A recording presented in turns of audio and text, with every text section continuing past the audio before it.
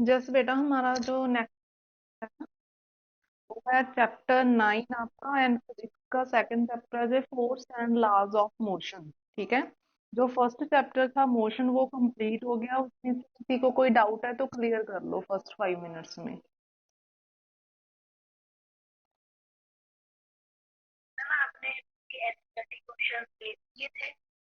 Just बेटा send कर दिए थे मैंने। और आपको बता दिया था साथ में कि जो न्यूमेरिकल्स प्रॉब्लम है वो भी आपने नहीं करनी, वो जब हम फेस टू फेस होंगे स्कूल में तब सॉल्व करवाऊंगी, जो फर्स्ट चैप्टर की है। ठीक है। उसके जो थ्योरेटिकल क्वेश्चन थे वो आपने नोट करने थे। ओके। और उसमें से जो आपका ग्राफ वाला पार्ट है सारा, ठीक है, एक ग्राफ लेकर हमने 3 इक्वेशंस ड्राइव की थी। ठीक है, वो बहुत ही इंपॉर्टेंट है। और उसके पहले जो टर्म डिस्कस की थी हमने, ठीक है, 5 to 6 टर्म थी जो हमारी, uniform motion, non uniform motion, speed, velocity, distance, displacement, scalar quantity, vector quantity, ये वाले टर्म्स इंपॉर्टेंट है।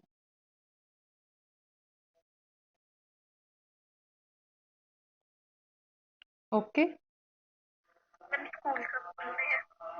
स्कूल बेटा अभी है ना 20 को मीटिंग फिक्स हुई है पंजाब की। जो स्कूल्स हैं हमारे सीबीएसई स्कूल हैं, चाहे पंजाब बोर्ड गवर्नमेंट, जो भी है सारे स्कूल के रिगार्डिंग 20 को गवर्नमेंट ने मीटिंग करनी है, तो उसमें वो डिक्लेयर कर देंगे कि कब ओपन होने हैं। उम्मीद तो है कि नेक्स्ट मंथ तक ओपन हो जाएंगे। हम्म। नो बेटा, पेपर में न्यूमेरिकल नहीं डालूंगी क्योंकि हमने की नहीं है, ऐसे थोड़ा ना समझाएंगे वो। ठीक है, प्रैक्टिकल क्वेश्चन ही आएगा आपको। 20 मार्क्स के तो टोटल है आपका, जो साइंस का पेपर होना है अभी, जो मंथली, उसमें उसमें से नहीं नहीं बेटा, जो भी मैंने करवाया है, ठीक है, इंटरनल भी आ सकता है। जरूरी नहीं का कि एनसीईआरटी में से जो क्वेश्चन बने हुए हैं वो डायरेक्ट ऐसा ही डिक्टो होगा। ठीक है, बट जो मैंने क्लास में करवाया है उससे बाहर कुछ नहीं होगा। ओके। 6 to 7 आप, हाँ, 7 मार्क्स का आपका फिजिक्स का पार्ट आना है, 7 का ही केमिस्ट्री का आना है, 6 का आपका बायो आना है। तो आप अपनी उस अकॉर्डिंग प्रेपरेशन करना। ओके।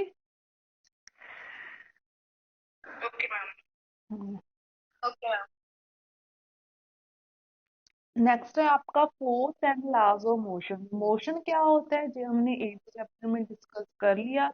अब उसके लॉज क्या हैं, ठीक है, वो डिस्कस करने हैं। एंड फोर्स क्या होती है, सबसे जो हमारी फर्स्ट टर्म है वो डिस्कस करनी है। आपकी एनसीईआरटी बुक से ही करवा रही हूँ ये वाला पार्ट, बिकॉज थोड़ा डिटेल में करना है इसे। ठीक है। तो आपकी जो फर्स्ट पेज है चैप्टर का, जो यही है जो मैं पीडीएफ में शो कर रही हूँ। ठीक है, आप अपनी बुक भी यूज कर सकते हो साथ में। और स्टार्ट करते हैं रीड करना। बीच में किसी को कोई डाउट होगा तो पूछ लेना रोक कर।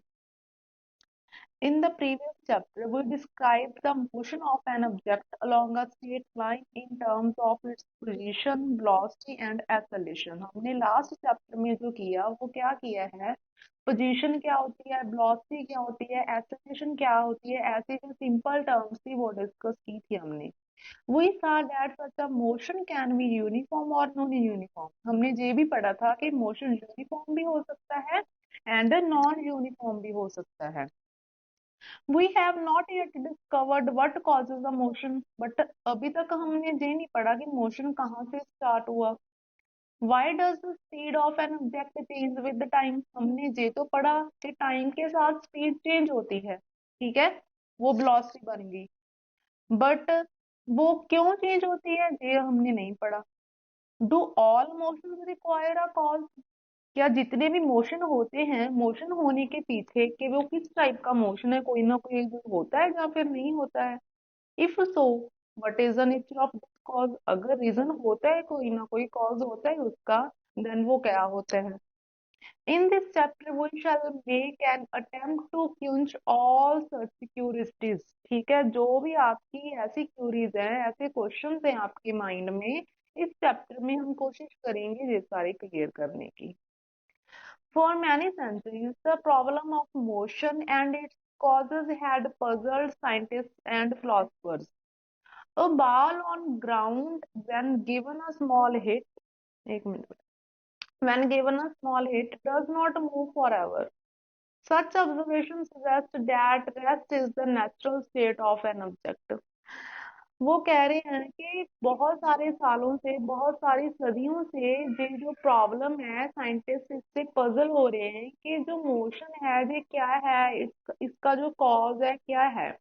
उन्होंने एक छोटा सा एक्सपेरिमेंट परफॉर्म करके देखा। A ball on the ground, ground पर एक गेंद है। When given a small hit, छोटा सा किक मारा उसको, does not move for ever, वो हमेशा के लिए मूव नहीं करती। मान लो किसी बॉल को आपने किक कर दिया तो कोई ना कोई पॉइंट तो ऐसा आएगा ना कि वो रुक जाएगी। ऐसा तो नहीं कि आपने बॉल को एक बार स्टार्ट कर दिया मूव करना, बस वो पूरी लाइफ मूव ही करी जा रही है। तो इस चीज से परेशान थे जो साइंटिस्ट थे। This remained the belief until, बस ये छोड़ दो, आगे चलो। इन आवर एवरीडे लाइफ पर आ जाओ। In our everyday life, we observe that some effort is required to put a stationary object into motion और to stop a moving object। अगर हम अपनी रियल लाइफ में से देखें तो हमने ये चीज तो सभी ने नोट नोट की होगी।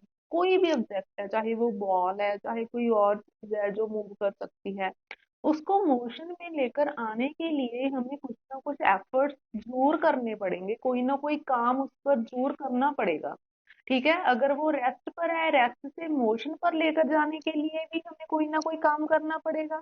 ठीक है, अगर वो मोशन में है, उसको रेस्ट पर लेकर आने के लिए भी हमें कोई ना कोई एफर्ट जरूर लगाना पड़ेगा।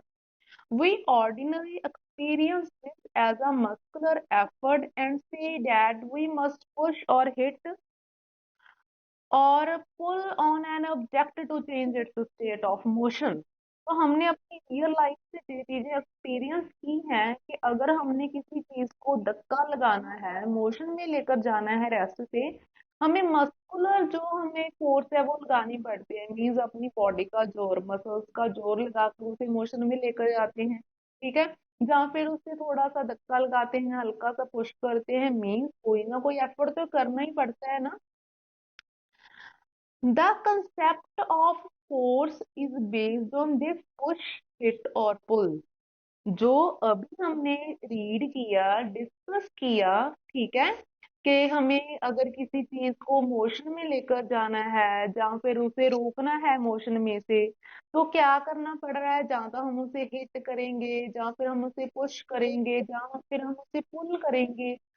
ये सारी चीजें किस कंसेप्ट की हैं? फोर्स की। अगर हमें एक वर्ड यूज करना हो, जो हम एफर्ट्स लगा रहे हैं किसी ऑब्जेक्ट को मोशन में लेकर जाने के लिए या फिर रेस्ट पर लेकर आने के लिए, ठीक है, वो जो वन वर्ड है वो फोर्स है। Is it clear to all?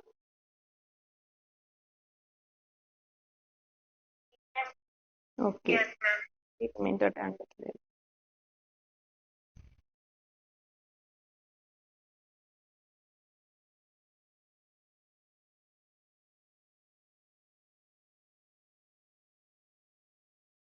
Yes, उसके आगे है व्हाट इज इट, फोर्स क्या है।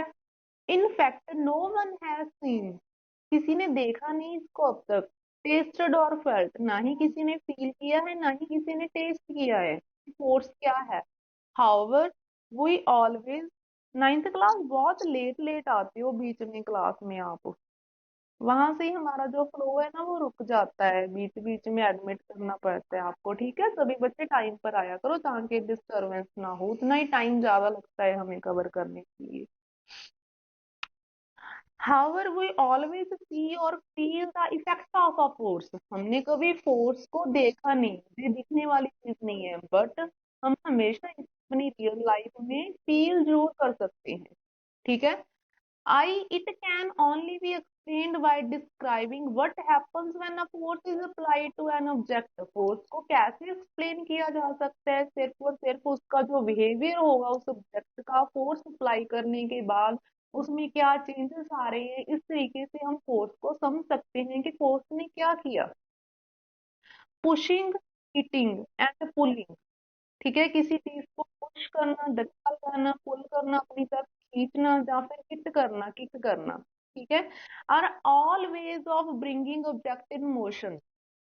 ये सभी किस चीज के मेथड्स हैं? ऑब्जेक्ट को रेस्ट में से मोशन में लेकर आने का, मीन्स उसकी स्टेट चेंज करना, नॉर्मली हम बोल सकते हैं। They move because we make a force act on them. Simple सा कंसेप्ट है। अगर कोई ऑब्जेक्ट पहले रेस्ट पर थी, उसने मूव करना स्टार्ट कर दिया, वो मोशन में आ गई। कैसे आ गई? अगर हमने उस पर फोर्स लगाई है तभी आई है। जैसे एग्जांपल ले लो, कोई बॉल है, अगर आप बॉल को किक करोगे, ठीक है, उस पर फोर्स लगाओगे, तभी वो आगे जाएगी। कोई ब्लॉक पड़ा है, मान लो टेबल है, आपके क्लासरूम्स में टेबल होते हैं, आपने टेबल को थोड़ा आगे खिसकाना है, तो आप क्या करोगे? उसे उस फोर्स लगा दोगे। ठीक है, तभी वो आगे जाएगा, मूव करेगा वो। From your studies in earlier classes, you are also familiar with the fact that a force can be used to change the magnitude of velocity of an object. हमने जो पिछली क्लासेस की हैं छोटी, उनमें हमने ये भी पढ़ा है, जो फोर्स है वो वेलोसिटी का मैग्नीट्यूड भी चेंज कर देता है। मींस कोई जो ऑब्जेक्ट है, अगर वो ज्यादा वेलोसिटी के साथ जा रही है, बहुत ज्यादा तेज मूव कर रही है, अगर हम उसको बीच में डिस्टर्ब करेंगे तो उसकी वेलोसिटी कम हो जाएगी। अगर वो पहले बहुत कम वेलोसिटी में जा रही है, आपने धक्का लगा दिया बीच में से, और ठीक है, तो वो और तेज हो जाएगी उसकी। मीन्स फोर्स लगाने से उसकी वेलोसिटी चेंज भी तो हो रही है। जरूरी तो नहीं कि हम फोर्स कंसेप्ट को सिर्फ और सिर्फ ऑब्जेक्ट को मोशन में लेकर आने के लिए ही यूज करते हैं। नो, अगर कोई ऑब्जेक्ट कम वेलोसिटी में जा रही है, उसको जाते जाते और धक्का लगा दिया मान लो आपने, ठीक है, तो वो और तेज हो जाएगी। मीन्स उसकी वेलोसिटी पहले कम थी, अब ज्यादा होगी। तो हम बोल सकते हैं जो फोर्स है वो वेलोसिटी का मैग्नीट्यूड भी चेंज कर रहा है। ठीक है, और उसके बाद आपका क्या है? जैसे we also know that a force can change the shape and size of object. हमने तो ये भी पढ़ा है कि जो फोर्स है वो शेप भी चेंज कर सकती है किसी ऑब्जेक्ट की, एंड साइज भी चेंज कर सकती है फोर्स। कैसे? मान लो आप अपना रबड़ रबड़ बैंड होता है जैसे, ठीक है, गर्ल्स को पता होगा, सभी को रबड़ बैंड आप वियर करते हो। उसको जब आप खींचते हो, ठीक है, उस पर फोर्स लगाई, तो उसकी जो शेप है वो क्या हो गई? चेंज हो गई। ठीक है, कोई आपके पास कौन सी पीस है, फोम का पीस है, उसको आप ऊपर से पुश करोगे तो उसकी जो शेप है वो चेंज हो जाएगी। ठीक है, जैसे आप चपाती बनाने के पहले जो आटा है उसे गूंथते हो, जब वो आप मुट्ठी के साथ उस पर फोर्स लगाते हो, उसकी जो शेप है वो चेंज हो जाती है। ठीक है, ये कंसेप्ट था आपका फोर्स का। Is it clear to all?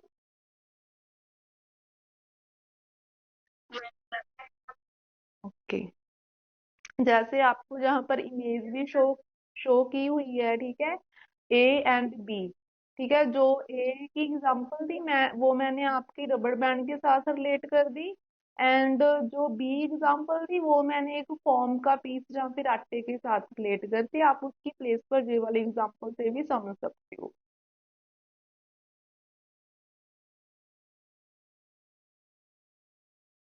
Next है आपका बैलेंस एंड अनबैलेंस्ड फोर्स। अब जो फोर्स अप्लाई करने का मेथड है वो डिफरेंट हो गया। फोर्स क्या है, उससे क्या काम होता है, ये तो सबने हमने पढ़ लिया कि क्या होता है इसका फोर्स। बट फोर्स लगाने का मेथड भी तो डिफरेंट हो सकता है। ठीक है, अगर टेबल है, टेबल को आप चेंज कर रहे हो उसकी प्लेस, एक तो हो गया कि एक स्टूडेंट ने उसको धक्का लगाया एक तरफ से और वो खिसक गया, आपने थोड़ा आगे करना था कर दिया। बट अब दूसरा स्टूडेंट आया, उसी टेबल को धक्का लगाने लग गया। एक साइड से तो एक बच्चा लगा रहा है, दूसरी साइड से दूसरे बच्चे ने लगानी शुरू कर दिया उतना ही धक्का जितना एक साइड से लग रहा है। ठीक है, तो वो हिलेगा ही नहीं अपनी प्लेस से जो टेबल है। दोनों साइड से एक बराबर फोर्स लग रही है। और दूसरा केस ले लो कि एक स्टूडेंट तो बहुत हल्का सा धक्का लगा रहा है, जो दूसरी साइड से 20 स्टूडेंट आए उसने बहुत जोर से धक्का लगा दिया, तो टेबल किस साइड जाएगा? बताओ।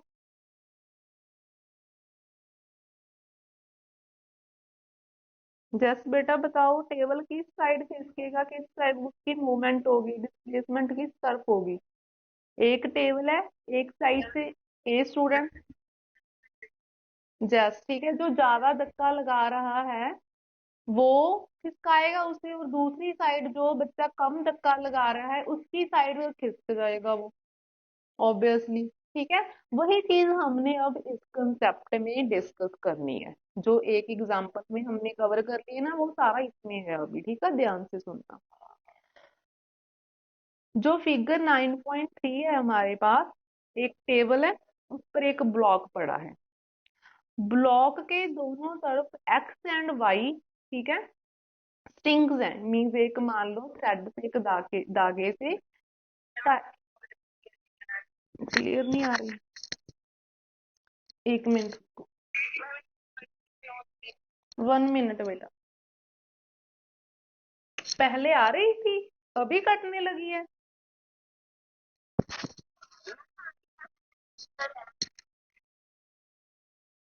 बेटा एक बार ना आप चेक कर लो, जिसको नहीं क्लियर हो सकती, हो सकता है आपके पास कोई नेटवर्क प्रॉब्लम हो। अब क्लियर आ रही है?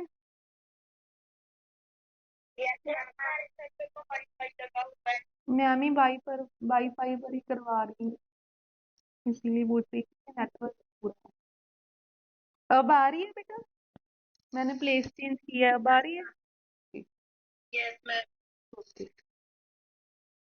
तो नेक्स्ट है हमारा concept balance and unbalance force का। और ये डिपेंड करता है कि हम फोर्स को किस तरीके से अप्लाई कर रहे हैं, जैसे हमने एग्जांपल में डिस्कस किया था। ठीक है, और जो बुक में एग्जांपल दी है अब उसे हम डिस्कस करेंगे। एक टेबल है, उस टेबल पर ब्लॉक पड़ा है, ब्लॉक को दोनों तरफ से एक्स एंड वाई स्क्रू से बांधा हुआ है। ठीक है, मीन्स कोई धागा है, कोई भी किसी चीज से ऐसे बांधा हुआ है, एक्स एंड वाई से टाई किया हुआ है। Two strings X and Y are tied to the two opposite faces of the block as shown in figure. If we apply a force by pulling the string X, the block will move to the right.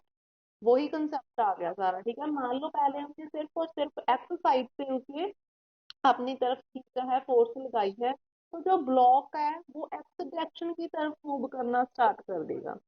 Similarly, if we pull the string Y, अगर हम Y string को pull करेंगे, the block move to the left, तो obviously जो block है वो Y की तरफ मूव करना स्टार्ट कर देगा।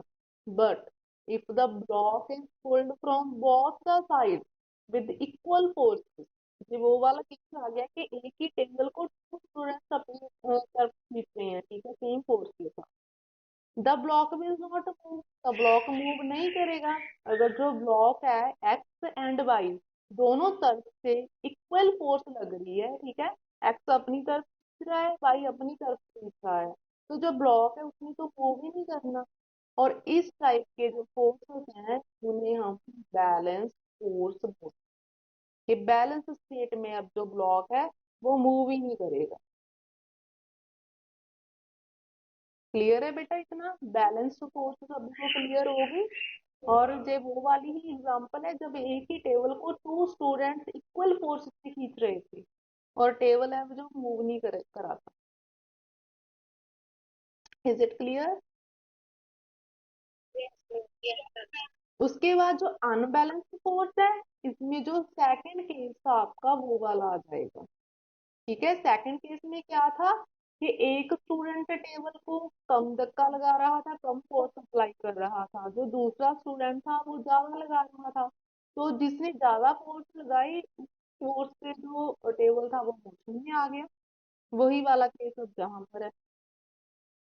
Now let us consider a situation in which two opposite forces of different magnitude, जब वो मैग्नीट्यूड की बात कर रही है ना, इट मीन उसकी वैल्यू की बात हो रही है। ठीक है, फोर्सेस ऑफ डिफरेंट मैग्नीट्यूड के कम, एक पहले इक्वल फोर्स थी, अब एक ज्यादा है एक कम है। पुल द ब्लॉक, ब्लॉक को पुल कर रही है दोनों forces. In this case the block would begin to move, block उस तरफ मूव करना स्टार्ट कर देगा in the direction of the greater force, जिस डायरेक्शन में फोर्स है जो ज्यादा लग रही है। Thus the two forces are not balanced, तो हम बोल सकते हैं कि जहां पर दोनों जो फोर्सेस थी बैलेंस नहीं थी, एक फोर्स ज्यादा थी एक कम थी। ज्यादा फोर्स जिसने लगाई थी, ठीक है, उस डायरेक्शन में मूव कर गया जो हमारा ब्लॉक था। Thus, the two forces are not balanced, and the unbalanced forces act in the direction of the block moves. ठीक है, अनबैलेंस्ड फोर्स किस डायरेक्शन में एक्ट कर रही है, अप्लाई हो रही है, किस डायरेक्शन में जो हमारी ऑब्जेक्ट है वो मूव करनी स्टार्ट कर देगी। This suggests that an unbalanced force acting on an object begins it in motion। तो जो मोशन में ऑब्जेक्ट आने का कारण है वो किस फोर्स से आती है, अनबैलेंस से। कि बैलेंस फोर्स तो ऑब्जेक्ट को हिलने नहीं देती। जैसे एक चेयर हो और फोर स्टूडेंट्स अपनी अपनी तरफ से लिखना स्टार्ट कर दे कि मैंने लेनी है मैंने लेनी है, ठीक है, तो जो चेयर है वो तो हिल ही गई, चारों ने पकड़ी हुई है, चारों अपनी अपनी तरफ खींच रहे हैं। वो तो एक प्लेस से दूसरी प्लेस पर जाएगी ही नहीं। अगर एक चेयर को एक ही स्टूडेंट पुल कर रहा है जो पुश कर रहा है तो तभी वो अपनी प्लेस चेंज करेगी। क्लियर है ना बैलेंस एंड अनबैलेंस फोर्स का concept? Yes ma'am, yes. Okay. उसके बाद हमने करना है discussion।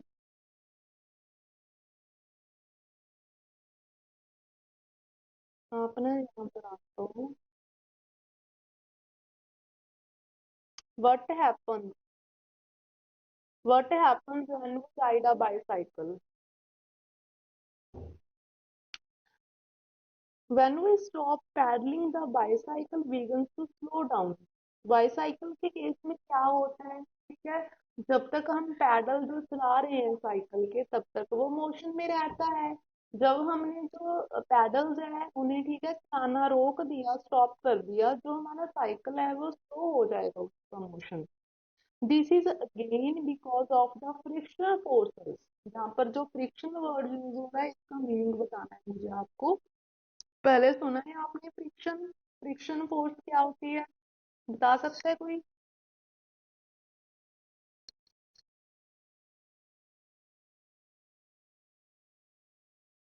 जस बेटा, पता है किसी को फ्रिक्शन?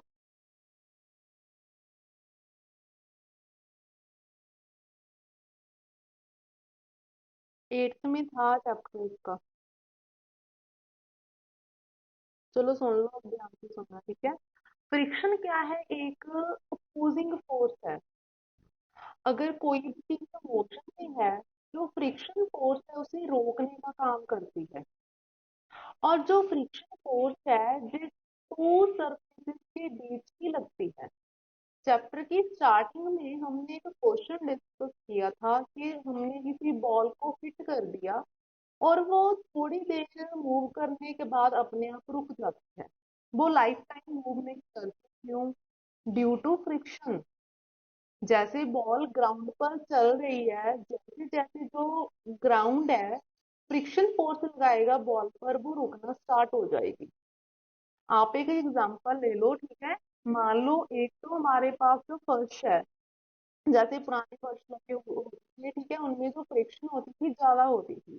एक है टाइल वाला, ठीक है, एक नॉर्मल फर्श है जो पहले हुआ करते थे। और आप किस पर ज्यादा स्लिप करोगे, नॉर्मल फ्लोर पर या फिर टाइल फ्लोर पर? जैस टाइल फ्लोर पर आप ज्यादा स्लिप करते हो, क्यों? बिकॉज जहां पर जो वहां पर जो फ्रिक्शन है वो कम होती है। अगर जो सरफेस है जितना स्मूथ होता जाता है उतनी जो फ्रिक्शन है वो कम होती जाती है। अगर सरफेस जितना रफ होगा उतनी ही फ्रिक्शन ज्यादा होगी। मान लो एक साइड हमारे पास नॉर्मल फ्लोर है, या फिर आप रोड ले लो जैसे सड़क होती है, ठीक है, वो भी रफ सरफेस है ना। और एक पास आपके पास जो टाइल वाला सरफेस है। आपने एक बॉल ली, ठीक है, सेम सेम बॉल थी थी, ठीक है। एक बॉल तो आपने रोड पर सड़क पर छोड़ दी, ठीक है, हिट करके। और एक बॉल आपने टाइल फ्लोर पर छोड़ दी। जो टाइल फ्लोर वाली बॉल है वो ज्यादा डिस्टेंस कवर करेगी, ज्यादा टाइम मोशन में रहेगी। और जो रोड पर थी वो जल्दी रुक जाएगी। क्यों? क्योंकि उस पर फ्रिक्शन फोर्स ज्यादा लग रही है। ठीक है, रोड पर जो रोड है वो रफ सरफेस है, जो टाइल फ्लोर है वो स्मूथ सरफेस है, इस पर जो फ्रिक्शन है वो कम है, इसलिए जो बॉल है वो ज्यादा आगे तक जाएगी। ठीक है बेटा, ओके मैम, ओके। समझ में आ गया कि फ्रिक्शन क्या है। Yes ma'am. अब ये भी क्वेश्चन क्लियर हो गया होगा कि अगर हम किसी बॉल को हिट कर रहे हैं, वो मूव कर रही है, वो क्यों रुक जाती है, ठीक है, वो लाइफ टाइम क्यों नहीं चलती रहती, यही कारण है। और फ्रिक्शन के और भी बहुत एग्जांपल्स हैं, तो जब इस मेन कंसेप्ट आएगा तब करेंगे, ठीक है।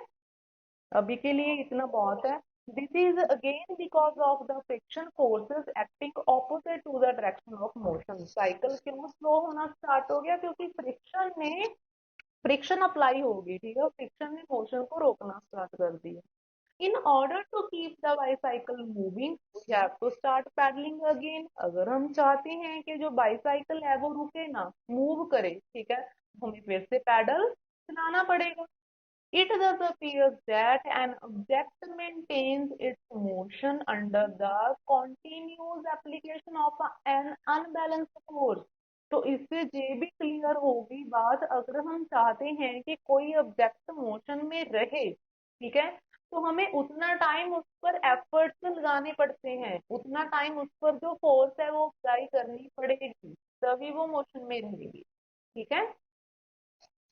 However it is quite incorrect, ठीक है, बट क्या ना, इसमें हम थोड़ी सी जो गलती है वो भी निकाल सकते हैं इस कंसेप्ट से। An object moves with uniform velocity when the forces acting on the object are balanced and there is no net external force on it. An object moves with the uniform motion, कोई object है वो uniform velocity में भी move कर सकती है, means उसकी velocity में कोई चेंज नहीं आ रहा। कब करेगी वो यूनिफॉर्म वेलोसिटी में मूव, व्हेन द फोर्सेस, जब जो फोर्सेस हैं जो ऑब्जेक्ट पर एक्ट कर रही हैं वो बैलेंस तो दोनों, ठीक है, and there is no net external force on it. Condition क्या है कि जो बैलेंस्ड फोर्स है उसके कारण भी ऑब्जेक्ट मोशन में आ सकती है, मोशन में रह सकती है, but there is no net external force in it. उस पर कोई भी हम बाद में फोर्स अप्लाई नहीं कर सकते, ठीक है, कोई उस पर एक्सटर्नल फोर्स अप्लाई नहीं होनी चाहिए। जैसे जो फ्रिक्शन फोर्स है ये भी एक एक्सटर्नल फोर्स ही है। मान लो वो, आपको एग्जांपल के साथ समझाती हूँ, वो कह रहे हैं कोई बॉल है, बॉल को हमने धक्का लगा दिया, ठीक है, वो उतनी देर तक मूव करी जाएगी करी जाएगी करी जाएगी जब तक उस पर कोई एक्सटर्नल फोर्स नहीं लगेगी। ऑब्वियसली अगर फ्रिक्शन फोर्स ना हो तो कोई कारण ही नहीं बचता बॉल के रुकने का, ठीक है। अगर उसके रास्ते में कोई ऑब्स्टेकल ना हो, वो भी एक्सटर्नल फोर्स होगी ना, उसके रास्ते में कोई चीज ना हो आए, या फिर हम उसे ना रोके, या फिर फ्रिक्शन ना लगे, तो बॉल मूव करी जाएगी। यही वो बोल रहे हैं कि कंडीशन क्या होनी चाहिए, नेट एक्सटर्नल फोर्स नहीं होनी चाहिए, फिर तो जो बैलेंस्ड फोर्स है वो भी ऑब्जेक्ट को मोशन में लेकर आ सकती है। Is it clear.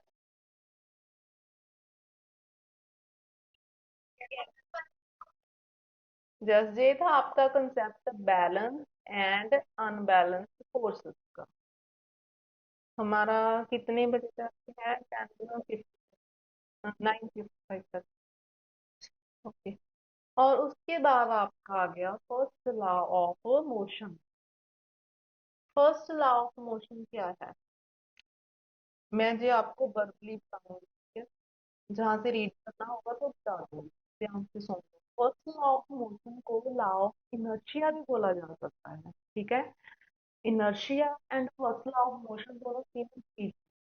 इनर्शिया क्या है, इनर्शिया का मीनिंग होता है जड़ता, ठीक है, किसी चीज ने पकड़ कर लेनी अपनी।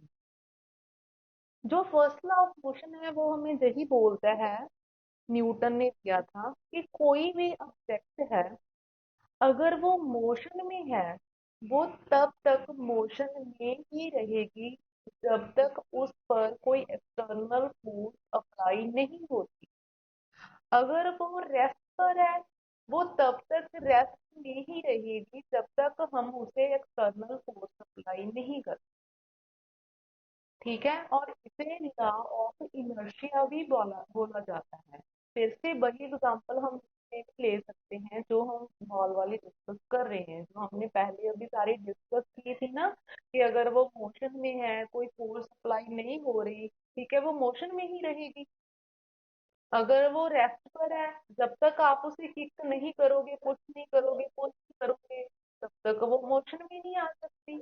ठीक है, उसी चीज को स्टेट कर दिया न्यूटन ने, उसको नाम दे दिया फर्स्ट लॉ ऑफ मोशन, जहाँ पे लॉ ऑफ इनर्शिया।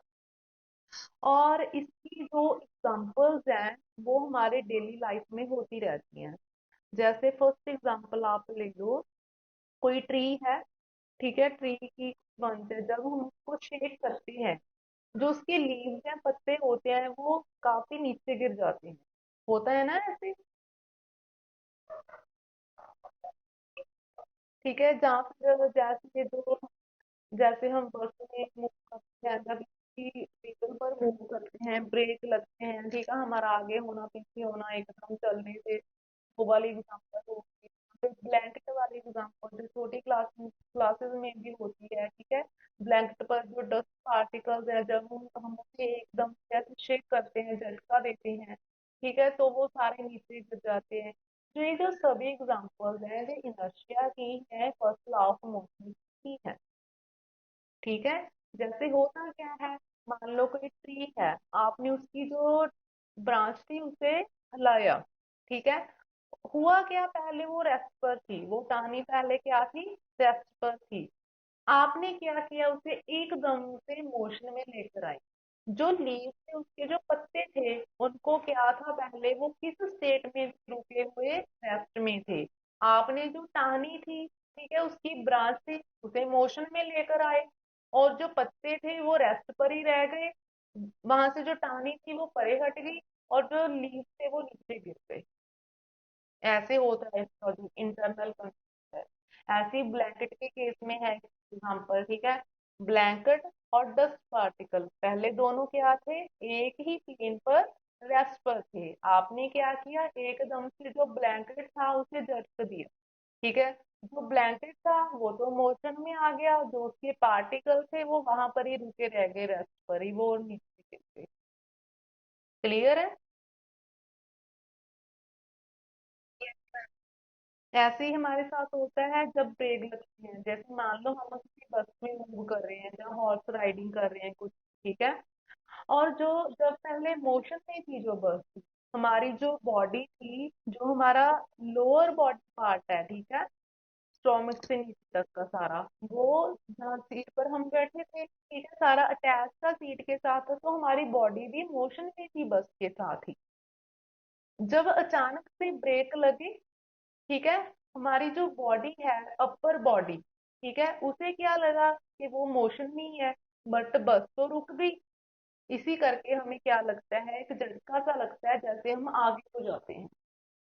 ठीक है, बॉडी को पता नहीं चलता कि पूरा जो सिस्टम है वो तो रेस्ट में आ गया।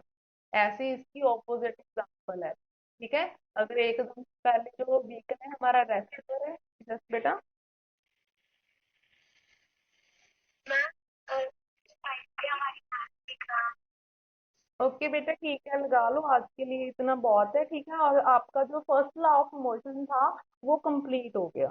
ठीक है, है। Okay ma'am. ओके बेटा, have a nice bye ma'am, day. Have a nice day. Thank bye you. Ma'am, have a nice day. Thank you.